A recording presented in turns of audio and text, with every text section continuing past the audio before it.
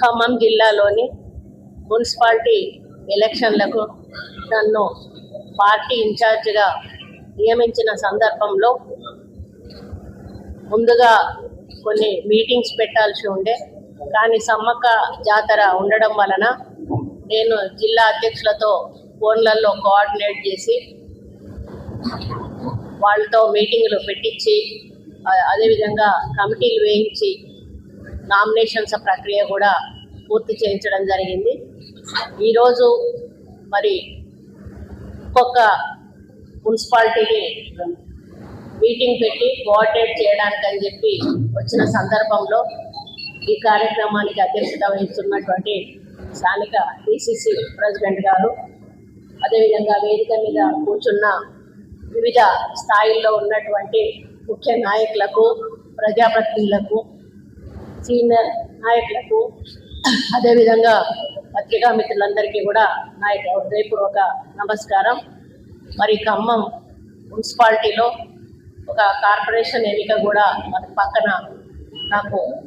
Attach అవ్వడం జరిగింది. అన్నీ కూడా పరిశీలించి ఎక్కడ ఇబ్బంది జరగకుండా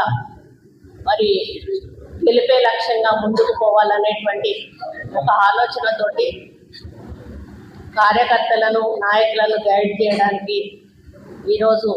మరి అన్ని మున్సిపాలిటీల కోఆర్డినేషన్ మీటింగ్ కూడా పెట్టుకోవడం జరిగింది. ఉదయం నుంచి రాత్రి వరకు ఏదులాపూర్ నుంచి స్టార్ట్ చేసి వైరా, మదిరా, సత్తుపల్లి, కల్లూరు, అశ్వరావుపేట, కొత్తగూడెం వీటన్నిటిలో కూడా మరి వెళ్ళి అక్కడ కార్యకర్తలు, నాయకులు, స్థానిక ఎమ్మెల్యేలు, మరి సర్పంచులు, కొత్తగా ఎన్నుకున్నటువంటి సర్పంచులందరినీ కూర్చోబెట్టి మాట్లాడడం జరుగుతుంది. ముఖ్యంగా ఈరోజు 10 సంవత్సరాల తర్వాత తెలంగాణ కాంగ్రెస్ పార్టీ ఇచ్చినా కూడా ప్రజలు నమ్మి టీఆర్ఎస్ను మరి గెలిపిస్తే టీఆర్ఎస్ చేయకుండా వెల్ఫేర్ యాక్టివిటీస్ కానీ ఇతరవి కానీ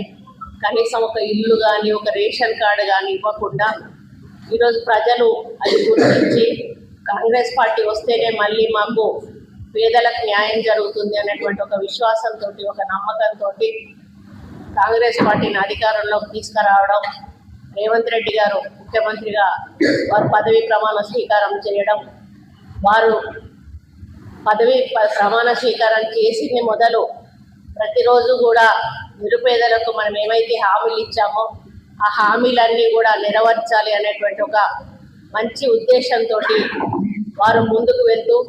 ఇప్పటికే 6 గ్యారంటీల్లో మరి దాదాపు అన్నీ కూడా పూర్తి చేయడం జరిగింది. ఫ్రీ బస్సు కానీ, 200 యూనిట్ల ఉచిత విద్యుత్ కానీ,